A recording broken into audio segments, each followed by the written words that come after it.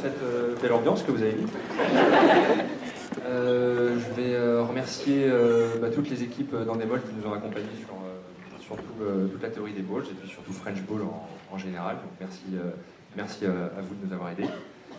Et puis je remercie toute l'équipe technique aussi qui a fait un super boulot sur le tournage, en amont, après, sur la post-prod. On a vraiment une équipe en or qui... j'en vois pas je vais juste checker un truc que je dois dire. Donc je remercie toute l'équipe technique et on va se faire kiffer jusqu'au bout, donc je vais faire venir les comédiens un par un sur scène pour que vous puissiez leur donner un petit peu le salaire émotionnel qu'ils méritent. On va commencer tout de suite avec Sophie, avec sa culotte, Vanessa Bria.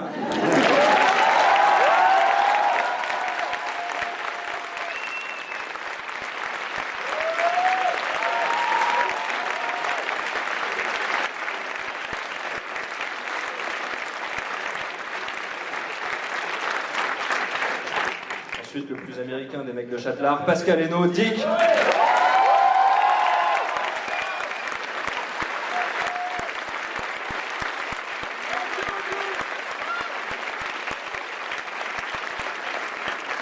Hello, Sabine Perrault.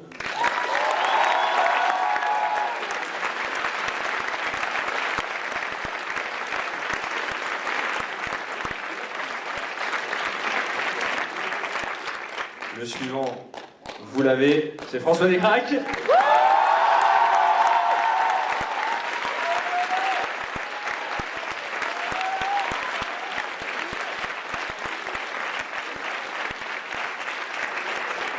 Dans le rôle d'Emma, Karine Ventalon.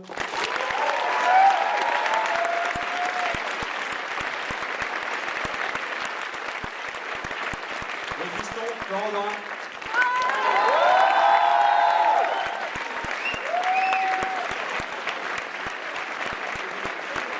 Chaudière, Louis Chaillot.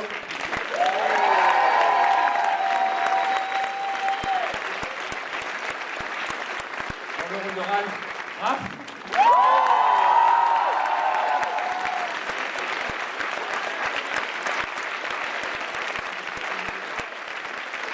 Qu'est-ce que c'est? C'est Christophe Varderon.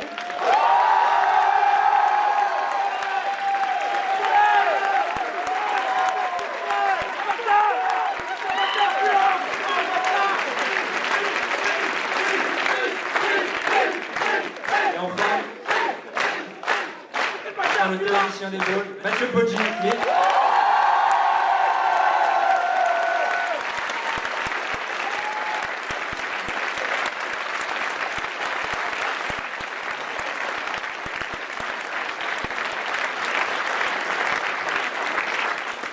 Je vais demander aussi à deux autres personnes de nous rejoindre si vous avez vu les compléments scientifiques Breaking Balls. Bruce, d'y penser, de Derrick.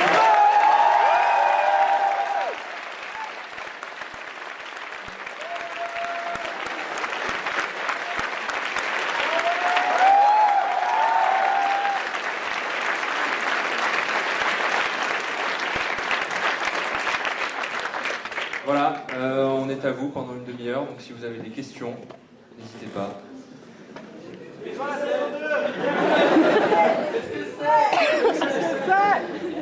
Qu'est-ce que c'est?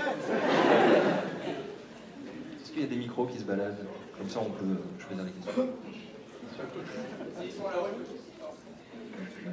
Bon. Est-ce qu'il va y avoir un bêtisier? Ah, oui.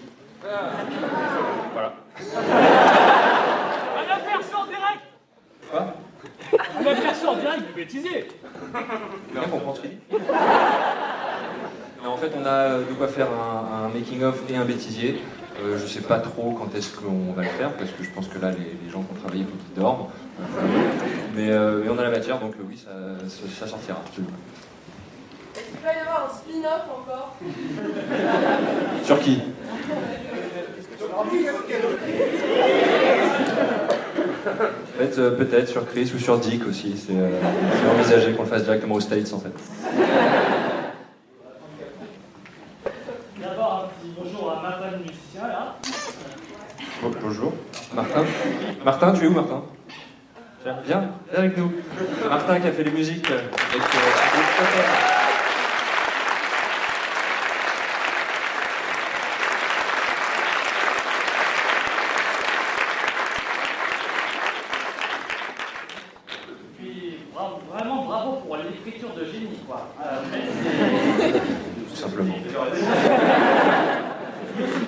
Quantique dans un scénario en rebondissement, ça c'est une question de génie. Vous voulez savoir où vous allez chercher tout ça.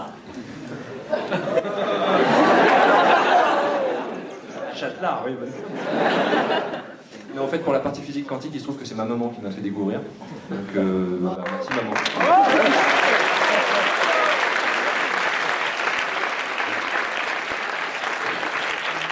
D'ailleurs, puisqu'on parle de physique quantique, on va peut-être pouvoir donner la parole à d'autres personnes.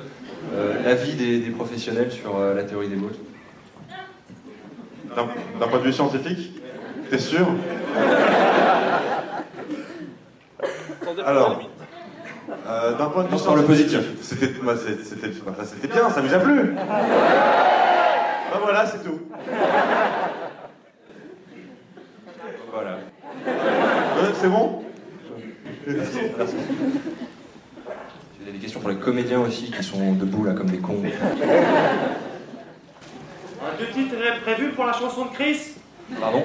Est-ce qu'il y a un 2 titres qui va sortir pour la chanson de Chris? Ouais. Une face chaudière frigidaire et l'autre face l'amour c'est comme un bilboquet. Et on fera une version longue aussi de cette musique.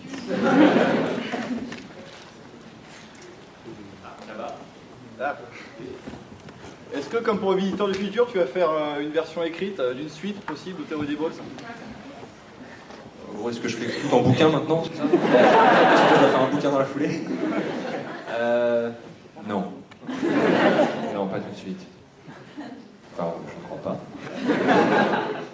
Non, c'est pas prévu. Est-ce que le personnage de Ralph était compliqué à incarner? Enfin, une bonne question, merci. C'était beaucoup de travail, beaucoup de création, basé sur rien. C'est vraiment de la composition. Est-ce qu'il y avait de l'impro? Oui, non, c'est vrai que ce qu'il faut dire. Mais... C'est basé sur un chien. C'est pas une blague, vraiment. Le chien que côtoie Slim souvent s'appelle Tong. Un regard déstabilisant. Par en dessous. Par en dessous. Toujours, il regarde les gens par en dessous, il les juge beaucoup. Et il m'a demandé de m'inspirer de ce chien. Donc on a passé 5 semaines avec ce chien à travers les États-Unis à se connaître. Et du coup, je suis devenu Tong. Et vraiment, sur le tournage, il me disait des fois plus Tong, s'il te plaît. Ça devenait un nom de code. Voilà, donc c'était un peu moins de Tong. Là, tu mets du Tong, tu mettras du Tong plus tard. Et voilà, on a composé avec ça, grâce à ce chien. Je le remercie beaucoup, ce chien.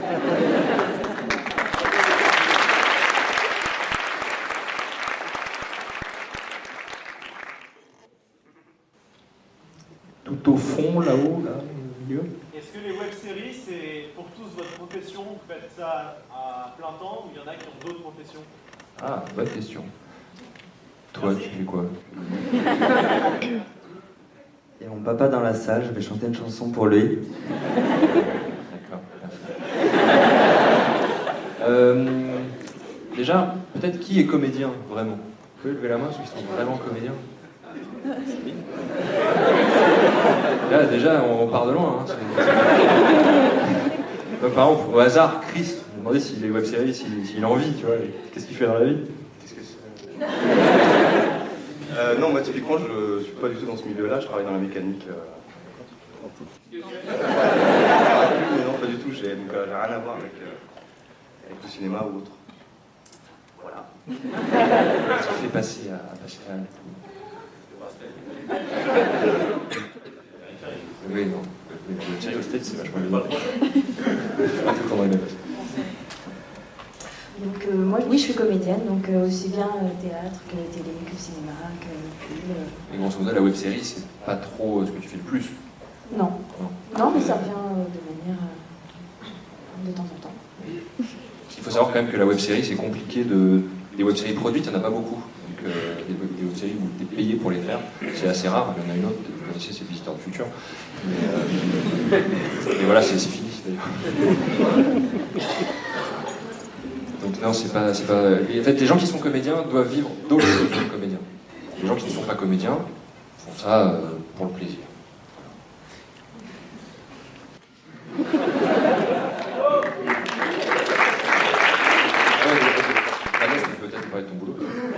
là, vous connaissez peut-être Vanessa Brière.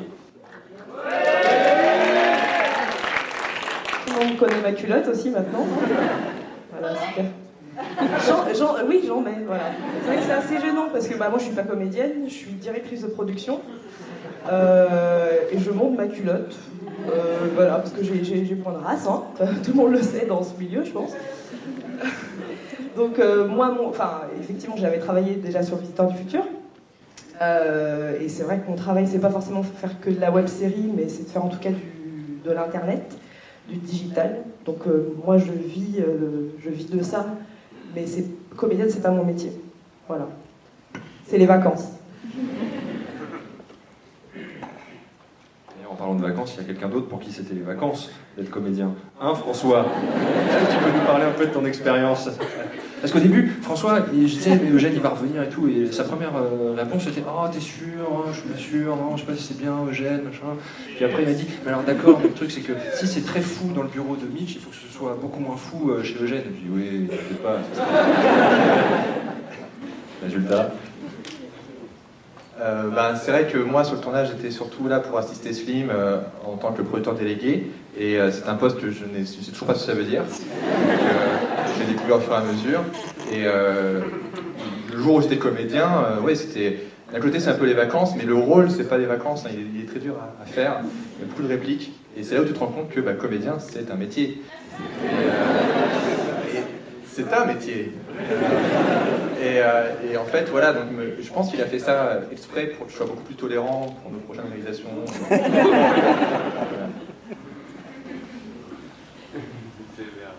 Est-ce que François, il a pas aimé?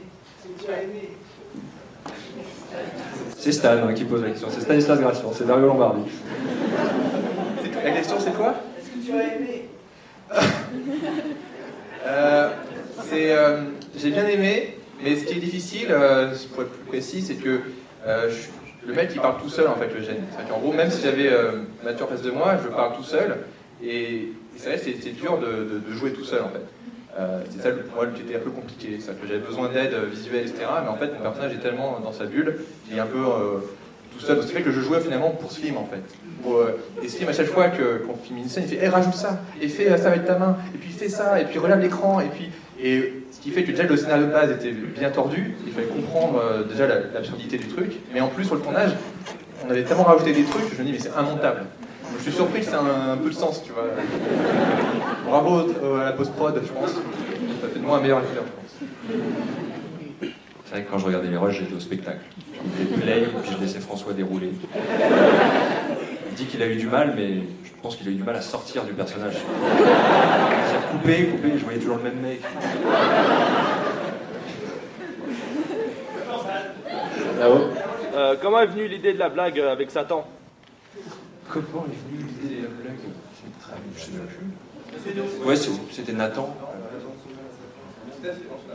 Ouais, voilà, la blague c'était vendre son âme à Satan. C'est ça. Ok. Désolé, hein.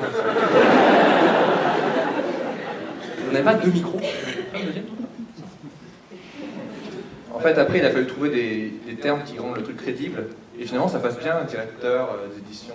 Tu vois. On a mis du temps à le trouver le truc, mais après, au final, ça passe. Les gens disent ouais, c'est. D'ailleurs, là-dessus, t'as un petit regret, je pense, là-dessus. Sur ça. On l'a corrigé ce soir. Ah bon? C'était corrigé? Ouais. Comme quoi, personne ne l'a vu. Il y avait une faute sur le matériel, n'était pas accordé, et Slim, il voulait annuler l'épisode. Après, je vous jure, il m'a appelé, il fait ouais, j'ai un dilemme. L'épisode là, il est pas prêt. J'ai dit qu'est-ce qui se passe? Il y a une erreur, de ouf. Il dit ouais, matériel. Avec un seul L, c'est bon, c'est mort, on va se pourrir. Et j'ai fait, ok, bon, très clairement dans ma tête, j'ai dit, toi seul va le voir. J'ai dit, non, mais c'est pas grave et tout. Puis je crois que sur YouTube, tu peux reposer la vidéo après. Enfin, j'ai inventé un truc, je savais même pas si c'était possible.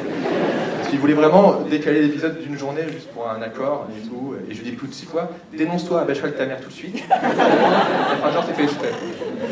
Qui est dans la salle d'ailleurs. Et du coup, je regrette d'avoir viré ces 10 personnes pour cet incident. Est-ce que Eugène, c'est pas Deadpool en fait? Absolument. C'est ça, c'est le côté méta, ouais. En fait, c'est ça, je suis condamné à faire ça. En fait, c'est ça, comme les gens ils savent que je suis pas comédien, ils mettent dans des rôles où je dis, de toute façon, tout est faux. Vous voyez bien.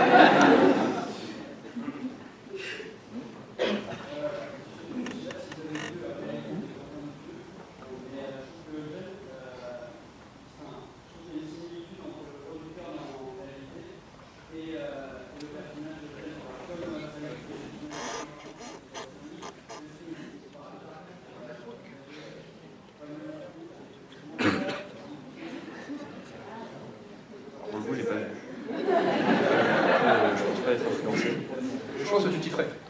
Voilà. Vous pouvez traduire? En fait, c'était un film qui est sorti. Oui, maman, c'était un film qui est sorti. Ça s'appelle Réalité avec Alain Chabat. Et c'est un film complètement fou. Et lui, il dit que c'est peut-être inspiré. Parce que, en fait, c'est pas possible, puisqu'on l'a tourné avant. On ne savait pas. Et voilà, on va peut-être regarder maintenant.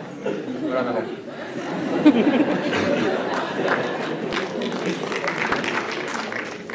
Alors, ouais. Est-ce que tu as appris à jouer de l'accordéon?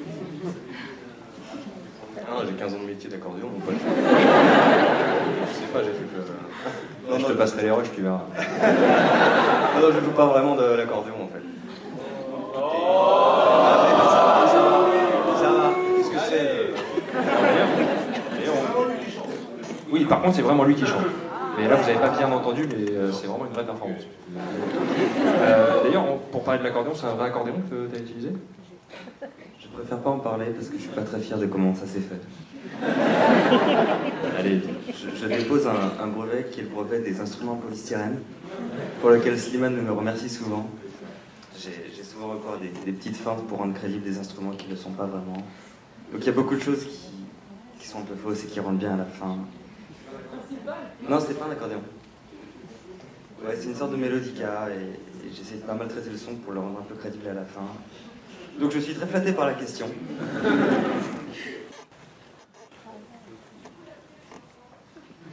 Alors, c'est une très bonne question. L'appli, normalement, il se trouve que ça a fait marrer pour de vrai les gens chez Endemol, donc ils se sont dit, allez, on va la faire pour de vrai. Et du coup, elle sort le 26, je crois.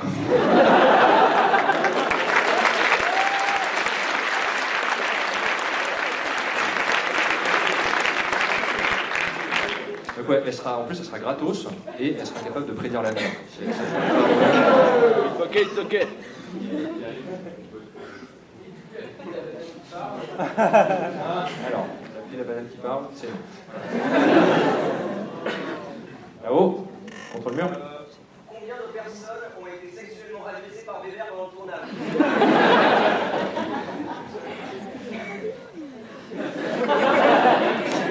Bien, écoute, je n'ai plus compté. Je ne sais pas. Ouais, voilà, ils sont devant toi. Non, je crois que...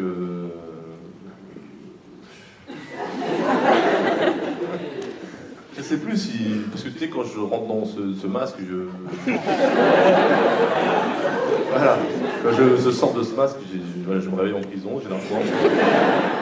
Du coup, je ne sais pas ce qui s'est passé. Donc, je peux pas... Peut-être des gens peuvent témoigner à ma place. Mais... Zéro. Donc.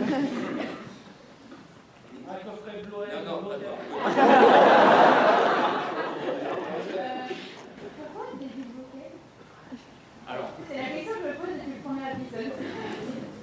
En fait, est-ce que tu as vu J'ai jamais su dire non? Ouais. À un moment, il y a un Bill Bokeh qui sort du congélateur. Voilà.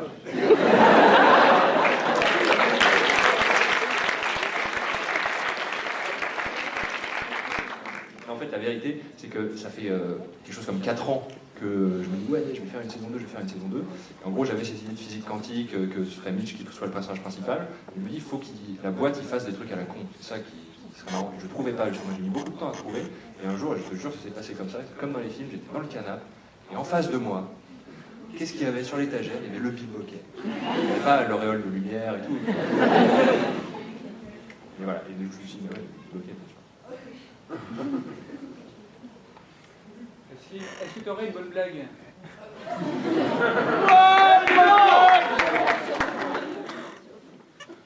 J'en veux encore. Non. Ça marche.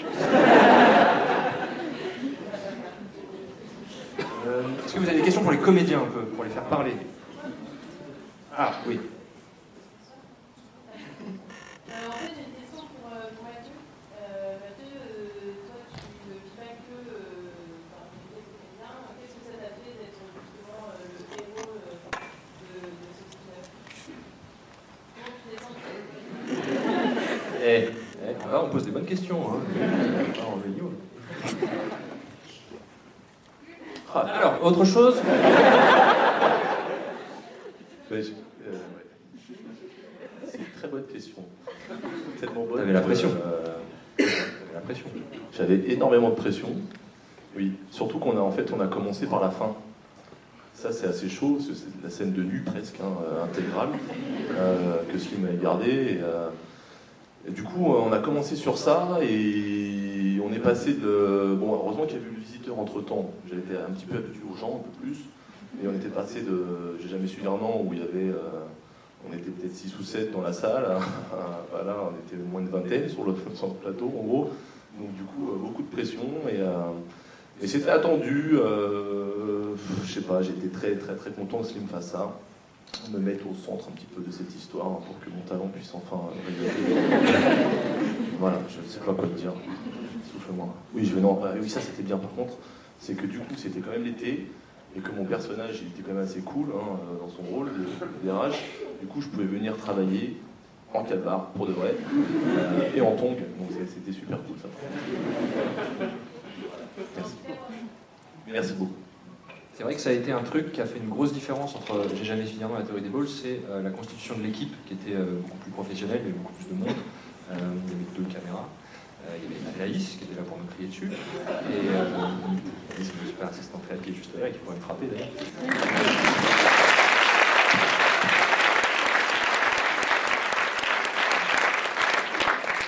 Et le risque pour les gens qui ne sont pas comédiens notamment, c'est de se crisper à cause de ça, de se dire oh là là, mon Dieu, maintenant ça devient trop, il faut que je sois super carré, il faut que j'apprenne tout par cœur, etc.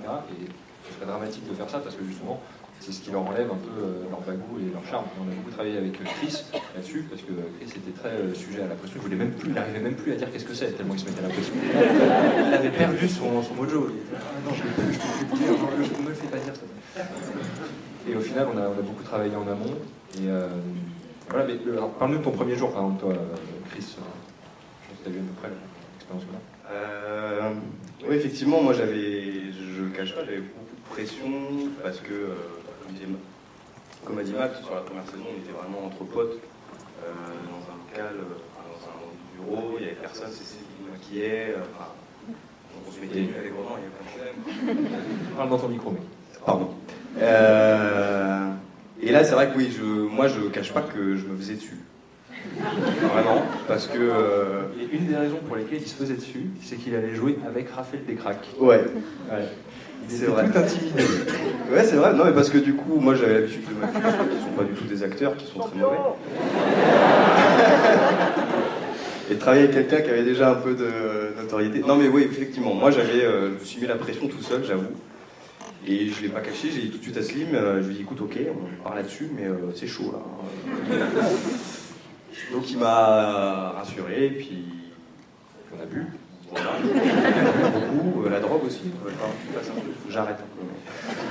Mais voilà, pour ma part. Et pour la petite histoire, Frédéric Lopez aussi était. Mais bon, il n'est pas là,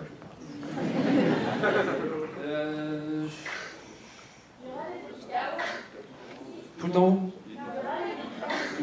Tout au fond là-bas, au milieu. Oui. Pour chaque comédien, quel a été le meilleur et le pire souvenir dans le tournage? Alors, si tu peux répéter.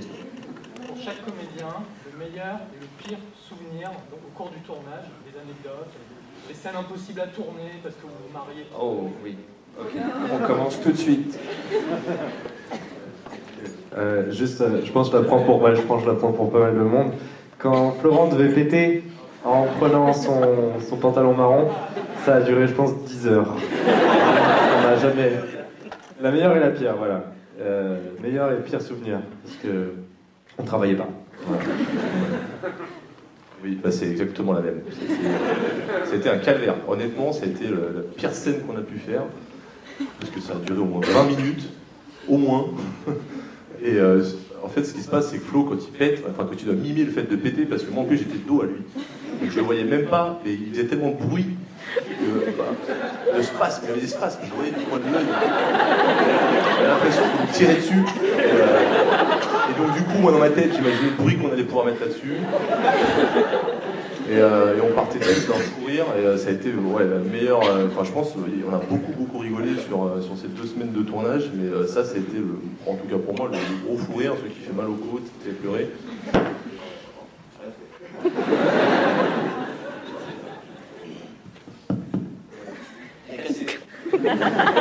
Et voilà, c'est tout, merci.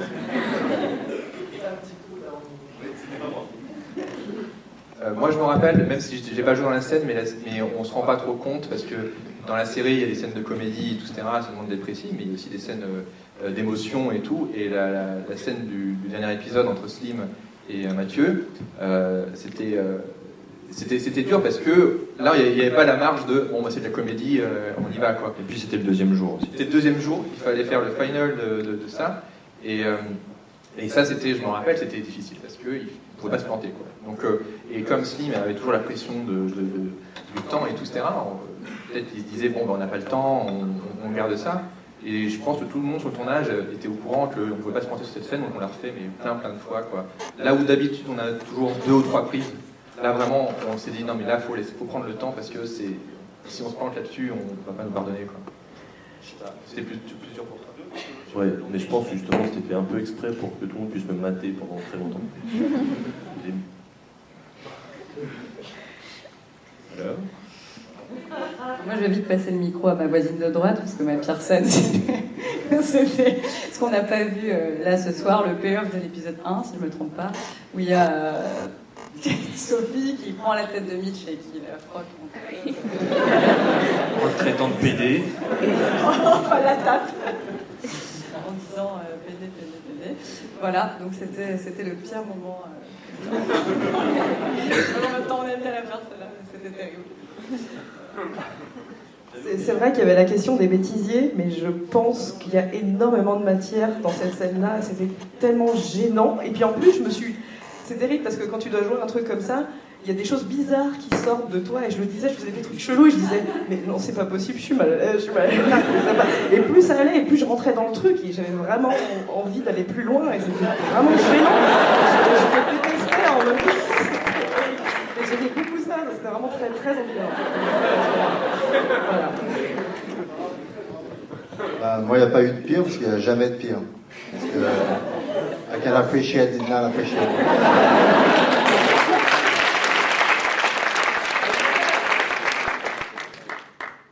Moi, c'est peut-être la scène Bill Bokeh, Dark Maul, etc., où justement, j'arrivais pas à dire toute la scène avec Raph, où je lui dis qu'est-ce que c'est, ne demande pas qu'est-ce que c'est, moi je sais qu'est-ce que c'est, etc. Et je sais pas, ça a été interminable. Enfin, j'ai un souvenir interminable de ce moment-là, parce que je n'arrivais pas à. Tu comprenais plus ce que c'était la question. Voilà, je comprenais plus moi-même qu'est-ce que c'était. Donc, quand tu perds ton propre qu'est-ce que c'est un peu compliqué, tu vois. Voilà, moi, c'est peut-être le moment le plus difficile où j'ai paniqué un peu. Voilà, je suis. Non, plus difficile, non, j'en ai pas spécialement. Par contre, des bons moments, je pense qu'à un moment, on avait eu un bon fou rire. Pourtant, on ne parlait pas dans cette scène, et c'était juste les regards avec Roxane quand elle parle de la partouze et qu'on se regarde et qu'on fait non. Et on a eu ce truc qui nous a tenu pas mal, et d'ailleurs, on en blague encore, une fois quand on se croise.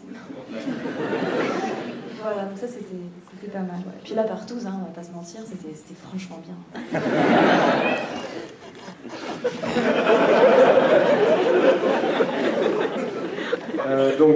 Pour mon honneur et mon intégrité, je tiens à préciser que tous les spasmes, les tressaillements, tout ça, c'était du mime. Voilà. Et oui, c'est vrai que c'était très très drôle ce fou rire, c'était très dur à tourner. Je suis un peu comme Dick et Karine, j'ai pas trop de mauvais souvenirs parce que c'était vraiment super. Et est-ce qu'il y a des gens qui étaient là au tournage à la CTU, là, quand on a fait le clip Ouais. Voilà, vous avez peut-être participé à un de mes rêves, c'est-à-dire que j'ai pu faire un slam pour la première fois de ma vie dans le public, et ça c'est un très bon souvenir, parce que c'est très rock'n'roll, et puis c'est très agréable de se faire ploter comme ça quand on est porté par le public. Donc ça c'est un bon souvenir, merci ici, merci aux gens qui étaient là, et je te passe la parole. Oui, la sensation des fesses de Flo sur mes mains est encore très présente. Un très bon souvenir. Je ne vais pas être très originale. Je n'ai pas de pire moment. Si peut-être avant ma première scène, en fait, j'avais un peu la trouille de revenir dans Roxane. Et c'était très bien qu'on commence par une scène de grosse pression parce que du coup, j'ai lâché de l'adrénaline et après j'avais retrouvé ma Roxane et j'étais super contente. Et puis pour le reste, c'était vraiment super top à chaque instant. Voilà, vraiment super. Et, si, j'ai adoré le rap aussi. Voilà, l'enregistrement du rap particulièrement. Et puis voilà, sinon, c'est tout. Voilà. Oui. Tu parles à qui?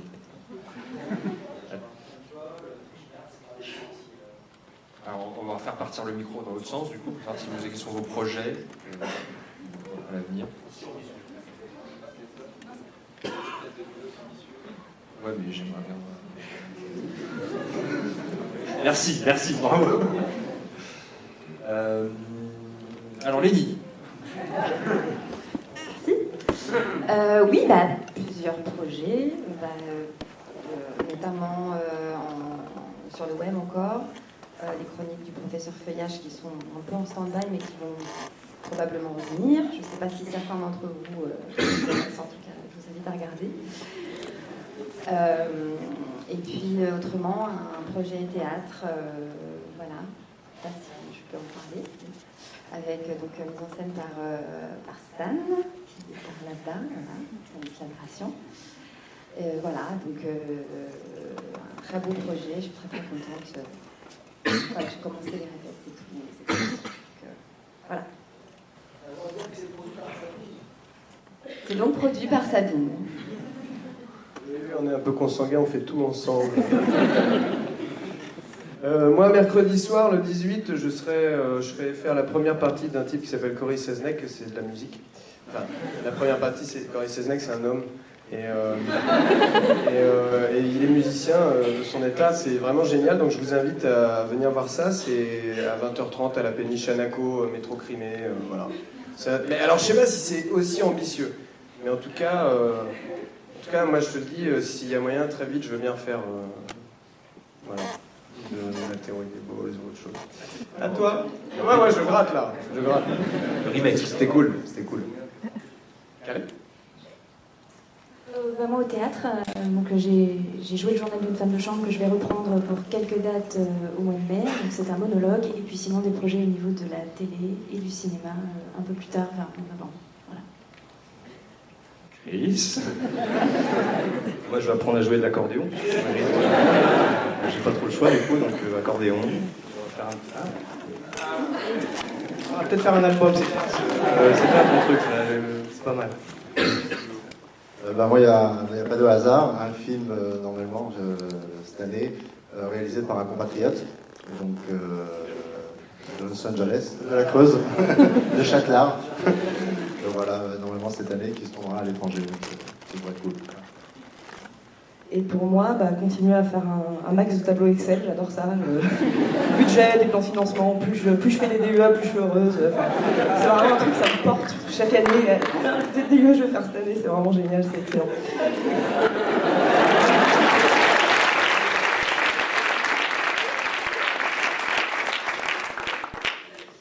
Je te rejoins un peu là-dessus, parce que je fais de la production de théâtre, moi. Donc je comprends, et c'est pour ça que je me casse, moi, en tournage très loin, très longtemps. Voilà, je sais pas trop ce que je dois dire ou pas. Bon, c'est une série qui s'appelle Cut, voilà, pour France Pro. 4 mois. Moi, à 18h, il y a eu un sketch qu'on a fait qui s'appelle Chasse au canard. Voilà, c'est ça. Voilà. Vous l'avez. Même actualité de François. Moi aussi, pareil. Vous verrez pour la suite. Vous verrez. Et du coup, en musique, ce serait peut-être l'occasion de parler un peu de Totem. Ouais. Alors, c'est Martin Balmont, mais il a aussi un groupe. J'ai un groupe qui s'appelle Totem, dont sont issues pas mal de musiques qu'on a entendues là, notamment le générique. Alors vous pouvez applaudir aussi Steven, qui est mon batteur, qui est dans la salle, qui va jouer la main.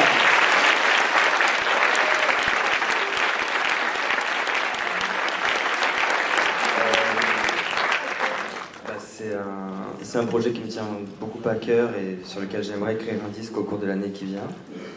Vous pouvez déjà vous renseigner, il y a déjà de musique qui existe, mais ça c'est quand j'aurai le temps, parce que j'ai vraiment envie d'y passer du temps avec vraiment de la disponibilité et prendre du plaisir dessus.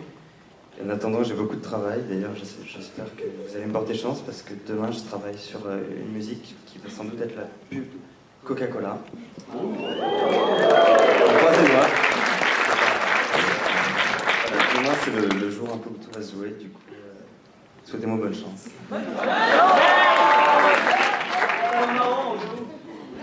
Et alors, quel est l'avenir de Y Penser et des frères Poulain?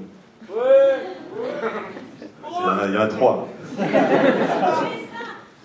L'avenir d'y penser, pour l'instant, c'est y penser. Donc ça, jusque-là, ça va, c'est très bien. Tu fais que ça ou t'as encore un métier à côté? Non, pour l'instant, je fais encore du PHP, des classes, de la hiérarchie de classe, section. Voilà, non mais ouais, j'en fais toujours. Sinon, l'avenir d'y penser, c'est y penser pour l'instant. C'est très bien. Voilà. Et toi, Baptiste, est-ce que tu peux nous parler de la chaîne que vous avez lancée avec ton frère? Ils ont fait la déco d'ailleurs, tu sais, Baptiste, sur le tournage, en plus de faire de la figure sur un personnage, on ne sait pas qui c'est.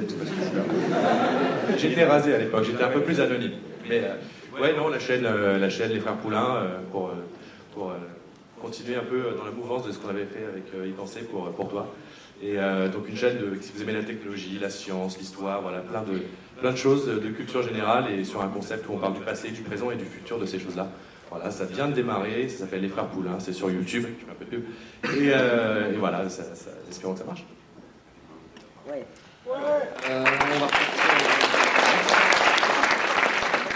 Comment est venue l'idée de Breaking Balls? Comment est venue l'idée de Breaking Balls? Tu avais demandé en fait, qu'est-ce que c'est les balls?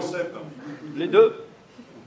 Alors, moi je vais répondre sur le concept, c'est qu'en écrivant les épisodes de la théorie des balls, je m'inspirais quand même d'une base scientifique valide, mais complètement tordue et...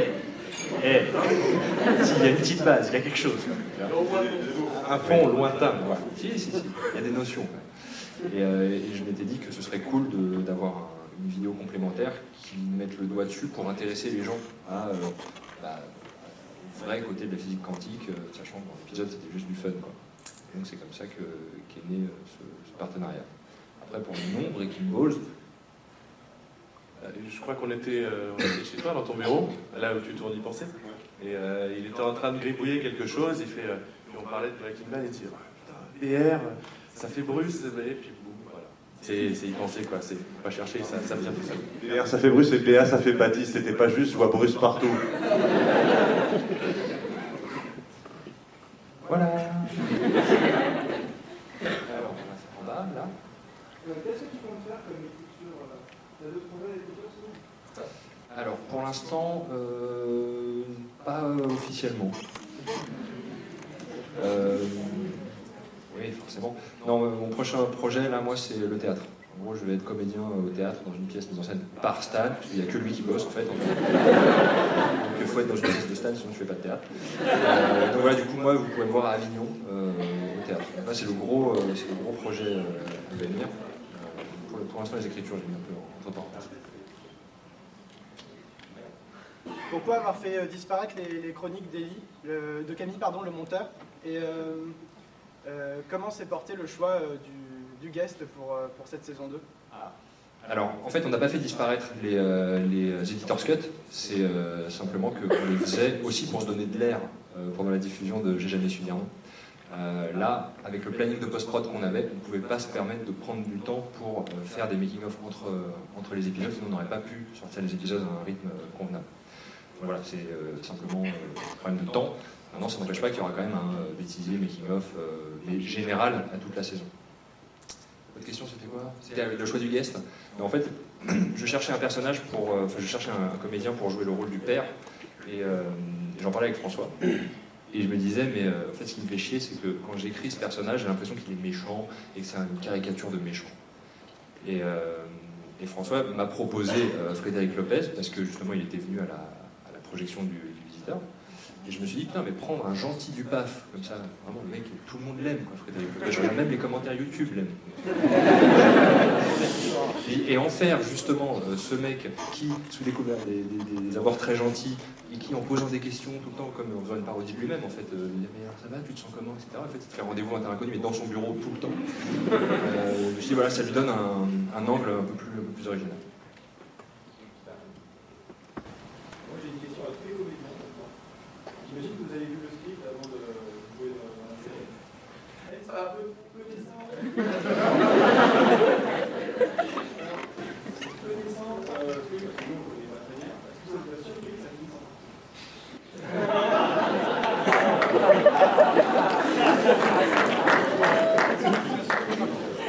Je voudrais juste préciser un truc par rapport à cette partouze. Je ne pensais jamais dire ça dans un cinéma. C'est que quand j'ai eu cette idée-là, je ne sais plus comment elle est venue. Le premier truc que j'ai fait, c'est que j'en ai parlé à ma mère. Non pas parce qu'elle était là, hein, mais parce que je suis allé la voir. Et je lui ai dit, voilà, j'ai une idée, je voudrais finir le truc en partouze. Et elle m'a dit, mais c'est bien, mais tu as une fin alternative. Non. Et après, je lui ai expliqué comment je voulais filmer le truc. Et elle m'a dit, c'est drôle. Je me suis dit, allez, allons-y. Après, je sais pas comment vous, s'il y a des gens qui ont eu peur en lisant la partouze. Je vais passer pour une fiotte. Ouais, j'étais un peu en stress encore une fois. Parce que c'était mon premier baiser cinéma. Voilà. Donc je savais pas si j'allais mettre la langue ou pas, si j'avais le droit de ploter ou quoi. Enfin voilà. J'étais stressé, voilà.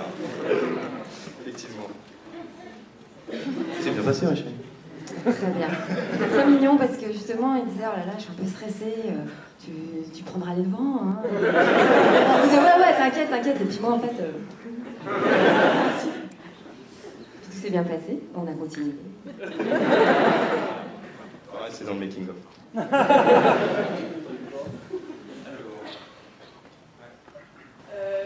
pour penser comment tu as géré les gars qui sont engagés dans la méthode de travail et est-ce que tu as aimé l'exercice? Alors j'ai adoré l'exercice. Toi aussi t'as adoré l'exercice. Bien l'expérience de ma vie. Alors, en termes de méthodologie, c'était simple. En fait, on n'avait pas tellement le choix des armes. C'est-à-dire qu'on récupérait l'épisode presque terminé le samedi soir. Voilà, l'épisode devait sortir le jeudi d'après. Et donc, dans la nuit de samedi à dimanche, on écrivait. Le dimanche, on tournait. Et puis ensuite, c'était la course jusqu'au jeudi. Oui. On l'a fait. 5 fois.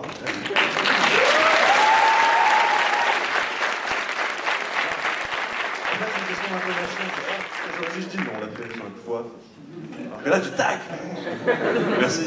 5 fois sorti de son contexte, tu comprends que c'est bien géré tous les deux. Mais j'assume, je m'en fous, moi.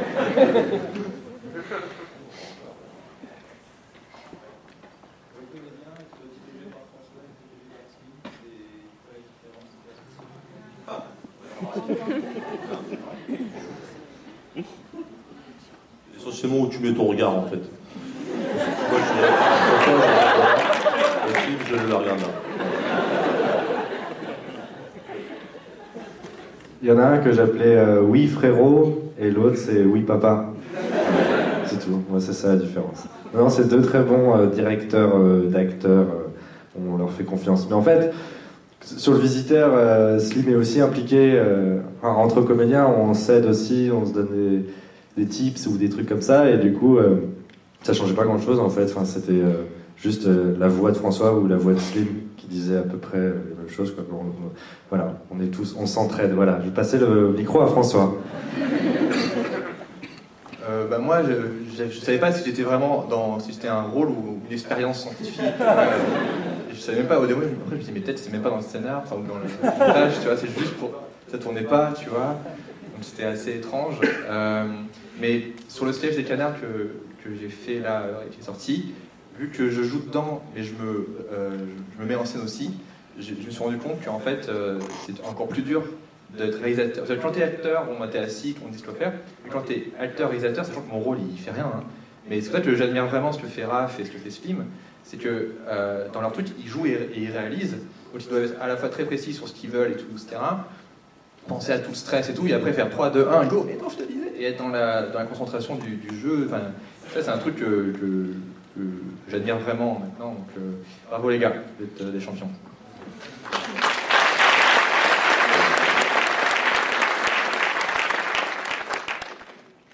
Je peux juste dire que j'ai fait toutes les configurations possibles parce que j'ai joué dans une série dirigée par Slim, une par François et une par les deux.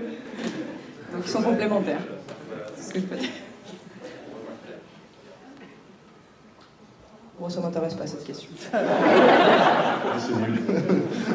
Non, bah, je vais juste faire un compliment, tiens. Aucune différence, je dirais, non, parce que je les écoute jamais. Mais je rebondirai sur ce que disait Frédéric Lopez tout à l'heure. C'est vrai que ce qui est super agréable, au-delà du la chou de la lèche, grave, au-delà de leur capacité technique et tout ça, c'est qu'humainement, c'est vraiment toujours super agréable de travailler avec eux. Voilà, ils sont des belles personnes comme. Je suis bon là. Mais non, franchement, et ça c'est super parce qu'il y a des tournages où c'est pas le cas du tout. Et donc c'est super agréable de travailler avec mon Chris, c'est un peu plus difficile, mais voilà. Voilà. Moi, tu m'as pas dirigé, François. Non. Ah oui, c'est vrai. Exact. Non, mais j'ai pas à répondre à cette question en fait. Tout va très bien. Ah, pardon. Alors, merci de me donner l'opportunité de demander à François de me faire tourner. Parce que du coup, je lui ai déjà demandé, mais là, je le fais devant tout le monde. Parce que du coup, j'ai tourné sous la direction de Slim, donc pour J'ai jamais su dire non, et pour ce projet. Et donc, voilà, ça s'est très bien passé. Mais François, je sais pas, je vois. C'est bien avec François aussi. Je te tiens, je t'en non, mais en fait, si on prend le cas de la saison 4 du Visiteur et la saison 2, enfin en tout cas le spin-off La Théorie des Balls, en fait, il y a un petit truc qui change, mais ça change beaucoup. En fait, tourner dans un univers post-apocalyptique et tourner dans des bureaux, le réalisateur et le directeur d'acteurs se concentrent un peu différemment sur les comédiens et tout ça. Et François est un merveilleux directeur d'acteurs, Slim aussi. On sait qu'en plus, Slim, je crois qu'un jour tu m'avais dit que c'était un des trucs qui t'intéressait le plus en fait, dans le fait de réaliser des projets, etc. Mais parce que aussi on voit bien dans les différentes séries le talent de Slim en tant que comédien. Non pas que François n'en ait pas, mais on peut l'apprécier. C'est sauvé, c'est sauvé. Et en fait, non, mais c'est vrai, simplement parce que. En fait, gérer l'univers post-apocalyptique avec ce que ça demande de mise en place, d'éclairage, de costumes, etc., les scènes d'action et tout. Du coup, des fois, c'est sûr que disons que s'il nous reste du temps, ouais, c'est dur. Hein. Voilà, non mais c'est vrai que le côté un peu sitcom favorise effectivement, je dirais pas un peaufinage supplémentaire au niveau du jeu, une attention peut-être supplémentaire, etc. Voilà, donc voilà. Eh bien, question. Ouais. Que dire sur leurs différences? En fait, ce qui est sûr pour les deux, c'est qu'ils sont très ouverts aux propositions qu'on peut faire. Et quand on se sent un peu dubitatif ou qu'on hésite entre une direction et une autre, ils arrivent vraiment à débloquer le truc en transposant très très bien. Enfin, voilà, il y a cette part d'impro qui est toujours possible et qui permet du coup. Merci de reprendre la parole, Slim. Oui. Merci. Merci, on va essayer de prendre des questions un peu plus courtes. D'ailleurs, pour parler de cette question d'impro, il faut savoir que le mot châtelard n'existe pas dans le scénario, en fait, nulle part. C'est une improvisation de Chris, et du coup qu'on a dupliqué à l'infini. Voilà. Allez, question là-haut. C'est une question pour Chris et Mathieu. En fait, les vidéos, les scènes où ils sont un peu en slip, ça les dérange pas Est-ce qu'ils ont l'air dérangés? Bon si tu veux, on se connaît comme ça depuis qu'on est tout petits. C'est ça la question? Ouais, c'est ce que ça me dérange, j'aime bien. Voilà. On fait du judo ensemble depuis tout petit aussi, donc on a pris des douches, tu vois, genre de trucs. Là, On se connaît très bien, on se connaît très très bien. Donc moi ça m'a pas dérangé plus que ça, hein. Ni les 20 personnes qui étaient devant en train de nous mater comme des gros dégueulasses. Mais peut-être que Chris un petit peu, ouais. Je sais pas, quand c'était ta première expérience. Beaucoup de premières fois sur ce truc. Non, on était bien sur le canapé, on était calés, hein. Pas de problème. Est-ce que c'était compliqué pour les gens qui n'étaient pas comédiens à la base? Est-ce que c'était compliqué? Oui, le tournage.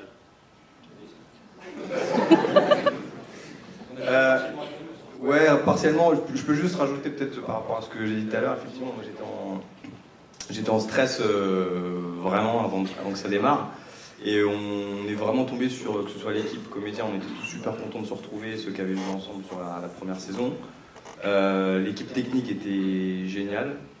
On était pris en charge, tout était canon. Donc en fait, moi perso, qui était a priori plus stressé de tous, c'est passé comme une lettre à la poste. Oui.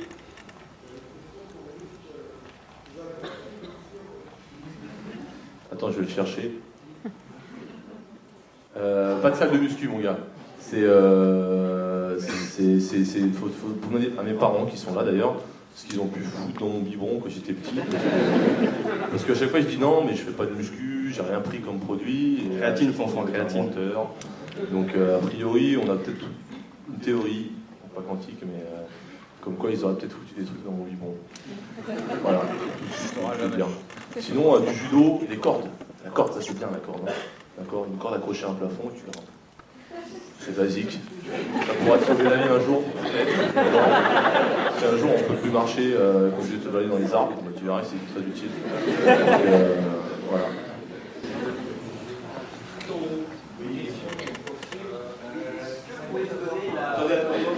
Prenez 2 secondes, tout en haut, deuxième ou troisième. Une question pour Phil, justement, entre la première saison et donc, la période des autres. Pour reprendre 2-3 termes de la série, finalement, est-ce que la boucle est bouclée et you appreciate that à la fin, finalement? Tout ce que vous avez fait, finalement, est-ce que ça vous a apporté tout ce que vous vouliez faire? Oui, parce qu'on apprend à aimer ce que l'on reçoit sans rien attendre.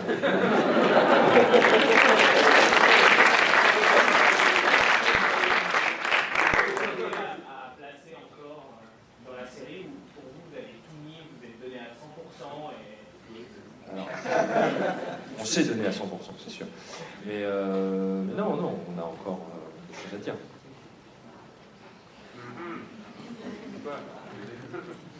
Autre question?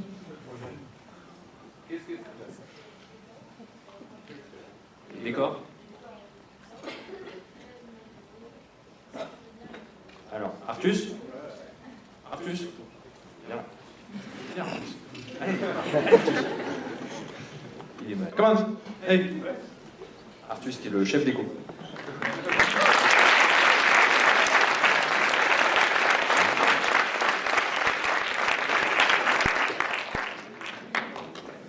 Juste, moi, la seule direction que j'avais donnée pour la déco, c'était je voulais que le bureau de Mitch ressemble à la chambre de Mathieu. Donc, alors, comment tu as fait le décor? Je suis content d'être là. Très content d'être devant tant de monde. Il y a eu un travail en amont. Il m'a dit hey, viens faire de la déco. Et là-dessus, on a essayé de trouver comment trouver vraiment des espaces qui étaient intéressants à exploiter pour tout ce qui pouvait être aussi la caméra, qui pouvait raconter une histoire. Et j'ai des partenariats aussi, t'as été aidé par les mecs de Démol? J'ai été aidé, beaucoup. Ça a permis de. Il y a un gros stock en fait. Ouais, il y a un très gros stock, avec plein de choses intéressantes. Il y a des choses de Secret Story dans le décor de la théorie des vols. J'ai pu piocher dedans un petit peu, c'était sympa.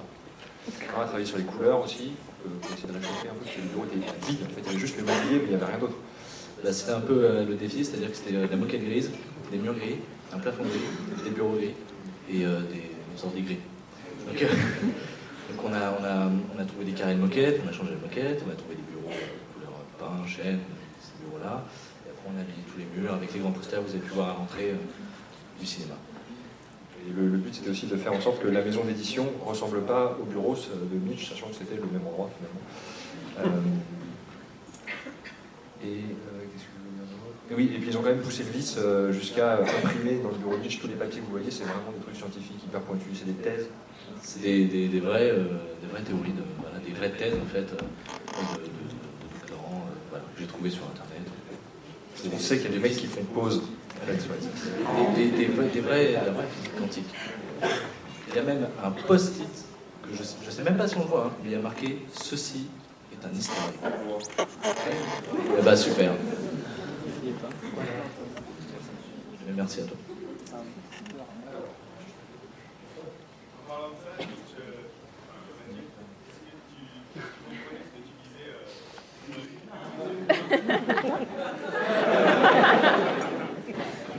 Bon, il faut savoir que avant même que Slim écrive la théorie des balls, il m'a offert un bouquin sur la physique quantique quand même, hein, pour les nuls, hein. Et, un truc avec des images, il y a le chat des Schrader et tout, je me rappelle.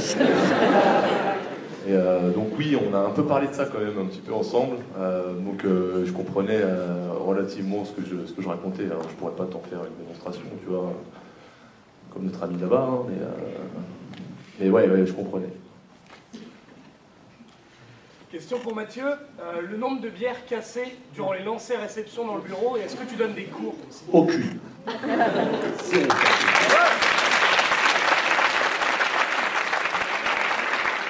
Pour les cours, non, j'ai pas pensé à ça, et pourquoi pas. Bonne idée. Il y a aussi des très bons receveurs, cela dit. Hein. Parce que bon, des fois, moi, tu sais, j'étais comme ça, je jetais un peu à l'aveugle, hein, donc faut que le mec en face soit assez... Il y avait vraiment une ligne sur le budget consacrée à ça, pour les bières ? Hein ? Pour le budget. Non, on ne peut pas se permettre, il est obligé de réussir à s'élancer. Allez, 2 dernières questions. J'ai un truc à dire vite fait, c'est qu'il y avait vraiment des beatboxers sur le tournage, et du coup toute l'équipe essayait, j'étais très mauvais, mais je crois que le record appartient à Mathieu. Combien ? Ariane, combien ? 70 d'affilée. 70 de suite. Voilà.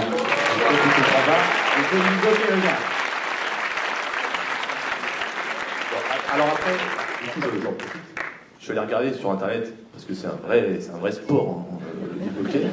Il y a des mecs qui sont vraiment très très chauds. Donc 70 pour eux, c'est l'échauffement, à mon avis. Et ils te font des reverse kelobi, c'est incroyable, franchement, on va remettre ça au top.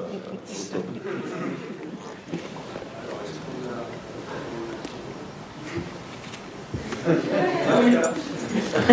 c'est pas vraiment une question, mais c'était pour te dire le ressenti, je pense, partagé par un certain nombre de personnes ici, et que ça fait bizarre, mais c'est très agréable de vous voir en vrai.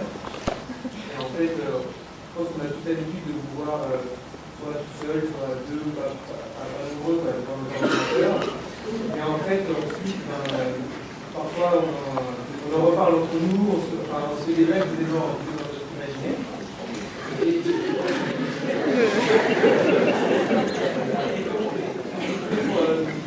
c'est pour continuer notre travail, de continuer, Merci beaucoup. Merci.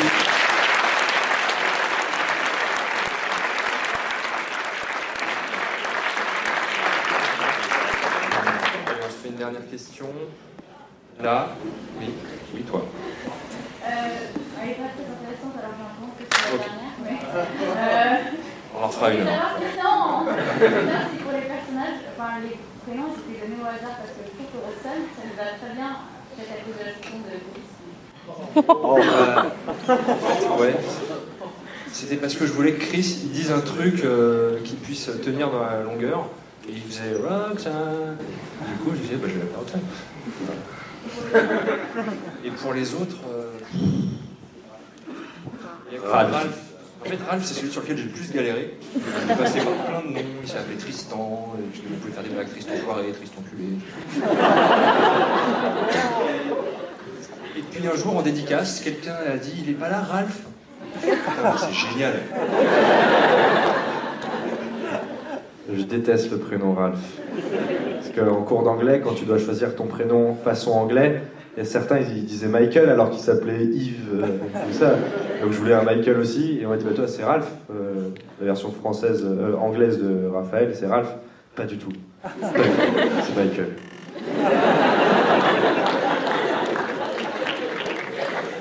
Voilà, et le dernier qui a été choisi vraiment pas au hasard, c'est Dick, forcément. C'était pour faire le Black Dick and the Balls, parce qu'elle est subtile.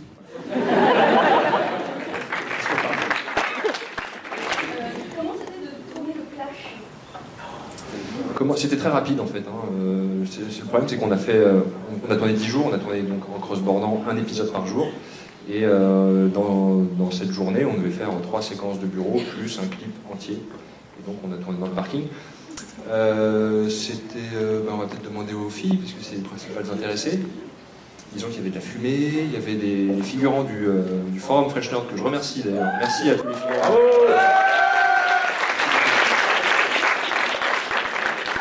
Le ressenti sur le clip, l'expérience musicale.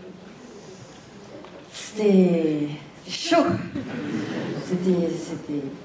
Ouais, on était dans un parking, c'était vilain. C'était très très très vilain. Non, c'était super parce que tous les fans étaient là et ils ont vraiment mis une super ambiance. Rien de plus à ajouter, on s'est bien amusé. Et puis les personnages étaient tellement poussés à l'extrême que du coup c'était drôle de partir comme ça, de pousser des personnages. Voilà, et dire des choses affreuses, mais dire c'est pas ma faute, c'est le personnage. Et c'est Lady Cherino qui a créé les chorégraphies qu'on fait avec elle. Bravo à elle, elle a créé ça sur le pouce. Une petite démo, tu l'auras entendu ou pas? Je voulais vraiment d'ailleurs les féliciter, les danseurs, parce que ils ont appris la choré en speed au pause déjeuner, mais genre en 5 minutes chrono, donc tous là, Flo, Chris. On avait l'impression d'être des petites filles de CM2. Voilà. Et moi j'avais l'impression d'être Beyoncé et de trouver ça génial. Voilà. C'est le mot de la fin.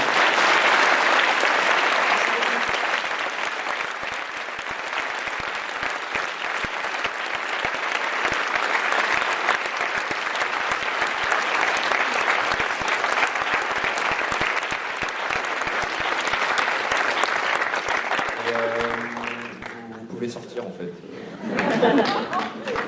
Vraiment. On a fini.